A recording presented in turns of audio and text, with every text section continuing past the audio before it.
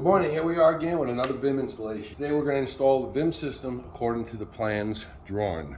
The floor's been lowered already, 3/4 of an inch. The perimeter band is still around.